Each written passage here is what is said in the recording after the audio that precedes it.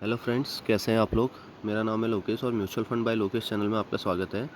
और आज तारीख है 20 अगस्त 2023। और जो निफ्टी 50 का चार्ट है, अगर वो हम एक महीने में देखें तो 500 पॉइंट नीचे गिर चुका है निफ्टी 2.62%। और जैसे ही निफ्टी नीचे गिरा है तो हमारे पास एक अपॉर्चुनिटी आई है कि हम अभी लमसम इन्वेस्टमेंट करें। तो लमसम इन्वेस्टमेंट करने के लिए हम पहले टिकर टेप की वेबसाइट में जाते हैं कि हमारा जो टिकर टेप की वेबसाइट है वो बता रही है कि लमसम करना चाहिए या नहीं। तो मार्केट मूड इंडेक्स अगर खोलें तो देख सकते हैं आप लोग, जो मार्केट मूड है वो है 13.67% इंडेक्स। और ये काफ़ी एक्सट्रीम फेयर है। मार्केट में अभी डर बैठा है कि मार्केट अभी यहाँ से नीचे गिर सकती है। तो ये लमसम इन्वेस्टमेंट के लिए आइडियल टाइम हो सकता है,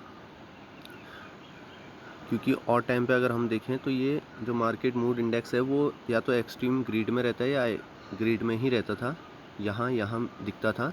तो ये अभी फ्रेश, अभी यहाँ पे हरा मार्क दिख रहा है और टाइम पे ये लाल लाल दिखता था। तो उस टाइम पे हम लमसम इन्वेस्टमेंट से बच रहे थे। तो नीचे देख सकते हैं आप लोग, MMI is in the extreme fair zone. तो MMI एक्सट्रीम फेयर में है, high extreme fair less than 20। तो ये 20 से कम है अभी स्कोर। तो ये जो सजेस्ट है good time to open new fresh positions. तो ये अच्छा टाइम है नई पोजीशंस को ओपन करने का। As markets are likely to be oversold, जो मार्केट्स हैं वो ओवरसोल्ड हैं अभी, एंड माइट टर्न अपवर्ड्स, और ये जो मार्केट हैं वो ऊपर की ओर जा सकते हैं अभी। तो ये तो देख सकते हैं आप लोग, ये MMI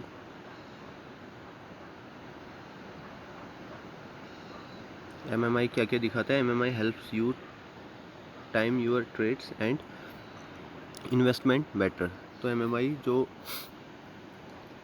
हेल्प करता है आपके अच्छे ट्रेड्स और इन्वेस्टमेंट में अच्छी तरीके से करने के लिए। तो अभी लमसम करने का एक अच्छा समय हो सकता है। यहाँ से मार्केट अब जा सकते हैं। श्योरिटी नहीं है, लेकिन फिर भी यहाँ से मार्केट्स अब जा सकते हैं। अब ग्रो पर अगर आएँ और म्यूचुअल फंड पोर्टफोलियो में जाएँ तो देख सकते हैं जो हमने अमाउंट इन्वेस्टेड है वो थोड़ा बड़ा ही है। इस बीच 1,80,000 हो चुकी है और जो करंट वैल्यू है वो 2,07,64 है। और जो रिटर्न है अभी ये थोड़ा कम आए हैं, मार्केट डाउन आई है, तो ये है 20,764। तो अभी हम थोड़ा लमसम इन्वेस्टमेंट अभी ध्यान दे रहे हैं इसकी ओर। XIRR जो निकल के आ रहा है वो 31.48 आ रहा है। अब फंड वाइज अगर एनालिसिस करें तो SBI कॉन्ट्रा फंड ये रेगुलर प्लान है, 50,000 की वैल्यू 56,887। SBI टेक्नोलॉजी फंड 31,000 की वैल्यू 33,127। अभी टेक्नोलॉजी फंड में बाउंस आना बैक है। क्वांट स्मॉल कैप 20,000 की वैल्यू 22,823। एक्सिस स्मॉल कैप 15,999 या 16,000 की value 17,789। SBI Contra direct plan 15,000 की value 16,869। Nippon India small cap 14,000 की वैल्यू 16,620। SBI स्मॉल कैप 11,000 की value 11,998। Axis growth opportunities fund 9,000 की वैल्यू 9,734। SDFC स्मॉल कैप 8,003 की value 8,292। Kotak emerging equity fund 6,006 की value 6,635। अगर हम इसमें रिटर्न्स के बेसिस पे देखें तो सबसे ज़्यादा जो रिटर्न्स मिले हैं वो 18.7% के हिसाब से निप्पॉन इंडिया स्मॉल कैप, ये टॉप का फंड आ रहा है। उसके बाद 14.1% के साथ 2,824 रुपया बनाया क्वांट स्मॉल कैप ने। उसके बाद SBI कॉन्ट्रा रेगुलर प्लान 13.8% के साथ 6890 अभी इसने बनाया है। SBI कॉन्ट्रा इसके बाद है डायरेक्ट प्लान 12.5% के हिसाब से 1,870 रुपया बनाया है। एक्सिस स्मॉल कैप 11.1% के साथ 1,780 रुपया बनाया है। तो इस तरीके से टॉप के 5 फंड अगर हम देखना चाहें, 5 या 6, तो निप्पॉन इंडिया स्मॉल कैप अच्छा परफॉर्म कर रहा है, क्वांट अच्छा परफॉर्म कर रहा है। SBI कॉन्ट्रा केवल एक ही फंड भी लेते हैं तो SBI कॉन्ट्रा अच्छा परफॉर्म, एक्सिस स्मॉल कैप अच्छा परफॉर्म कर रहा है, और कोटक एमर्जिंग इक्विटी फंड भी अच्छा परफॉर्म कर रहा है। उसके बाद SBI स्मॉल कैप, तो ये फ़ंड अच्छा परफॉर्म कर रहे हैं।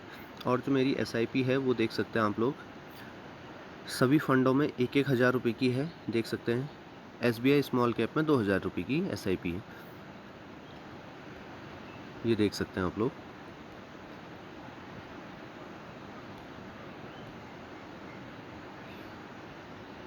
अगर डैशबोर्ड में फिर से आएँ तो अगर पोर्टफोलियो एनालिसिस में जाएं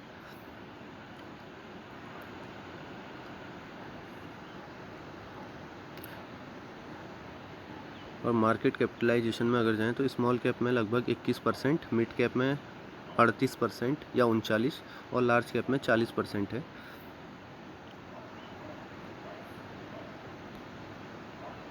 अब अगर देखें ग्राफ को, अगर देखें तो यहाँ पे रिटर्न्स देखिए आप लोग, यहाँ पे रिटर्न्स देखिए।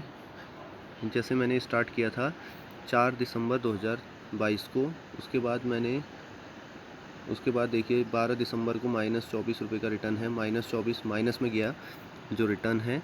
उसके बाद आगे को जाएं तो देख सकते हैं -406.20 को, इसी तरीके से 2600 रुपया माइनस में चले गया था। 1400 रुपया 22 दिसंबर में माइनस था। 2629 रुपया 25 दिसंबर में माइनस था। 1360 या 1260 29 दिसंबर को माइनस था। 1164 1 जनवरी को माइनस था। फिर 740 रुपया माइनस था 3 जनवरी को। इस तरीके से ये जो माइनस है वो कुछ टाइम तक आपका साथ देते रहेगा। -1508 जनवरी। इस तरीके से ये जो इन्वेस्टमेंट है वो नए इन्वेस्टर को ये माइनस वाले जो रिटर्न है वो काफ़ी परेशान करते हैं। तो ये खाली एक आपको ये दिखाने के लिए है कि ये स्टार्टिंग टाइम पे ये माइनस में जाता ही है। 23 जनवरी को 600 रुपया माइनस, फिर देख सकते हैं 27 जनवरी को 2300 रुपया माइनस चले गया था। फिर ये थोड़ा सा कम हुआ 31 जनवरी को 2000 के आसपास, फिर और 1 फरवरी को 2300 रुपया माइनस चले गया था। 5 फरवरी को 1995 माइनस, 10 फरवरी को 1552 माइनस। इस तरीके से देख सकते हैं आप लोग। 18 फरवरी को 1232 माइनस, फिर 22 फरवरी को 2081 रुपया माइनस, फिर 25 फरवरी को 1993 रुपया माइनस, फिर 1 मार्च को 1833 रुपया माइनस, फिर 1406 रुपया माइनस, 878 रुपया माइनस, 1637 रुपया माइनस 10 मार्च को, फिर 13 मार्च को 2684 रुपया माइनस, फिर 14 को 3106 रुपया माइनस,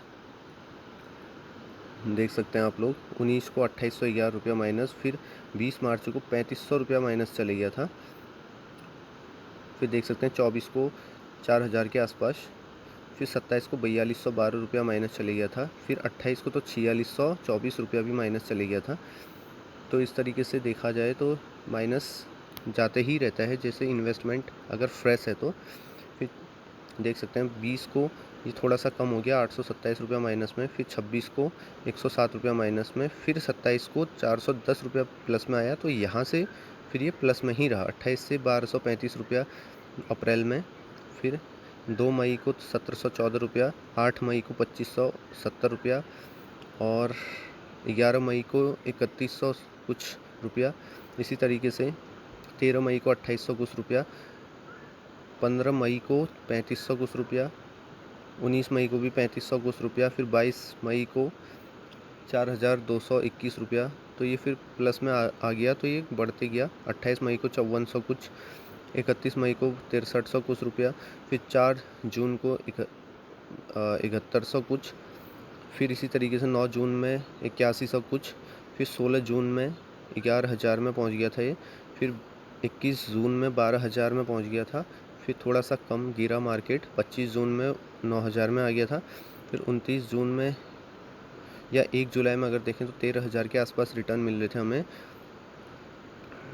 फिर 8 जुलाई को अगर देखें तो 14000 के आसपास, फिर 12 जुलाई में 15000 के आसपास, फिर 17 जुलाई में 18000 के आसपास। तो देख सकते हैं रिटर्न्स कभी भी बढ़ सकते हैं।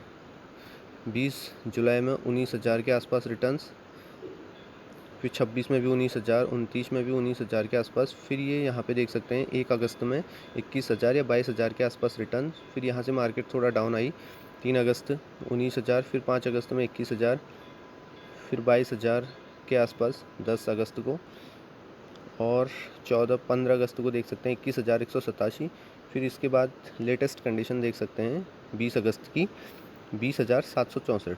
तो ये जो फ्रेश इन्वेस्टर्स हैं उन्हें ये रेड वाला या नेगेटिव रिटर्न्स देख के डरना नहीं चाहिए। ये जैसे हम भी देखें तो दिसंबर में हमने इन्वेस्टमेंट किया था, दिसंबर से लेके आप देख सकते हैं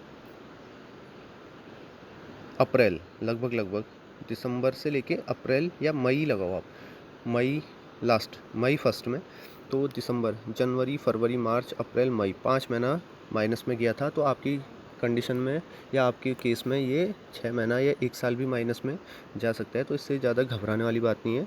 अपने इन्वेस्टमेंट या एसआईपी को कंटिन्यू रखिए। अभी लमसम का एक अच्छा चांस बन रहा है, तो थोड़ा 1-2 हज़ार रुपये उसमें लमसम इन्वेस्टमेंट कीजिए। तो अभी जो यूनिट्स हैं वो ज़्यादा मिल जाएंगी कम एनएवी पे, और जो अपनी यूनिट्स हैं उनको ज़्यादा से ज़्यादा एक्यूमुलेट कीजिए। और इसी तरीके के अधिक वीडियोज़ के लिए हमारे चैनल को लाइक, सब्सक्राइब और शेयर करना ना भूलें। धन्यवाद।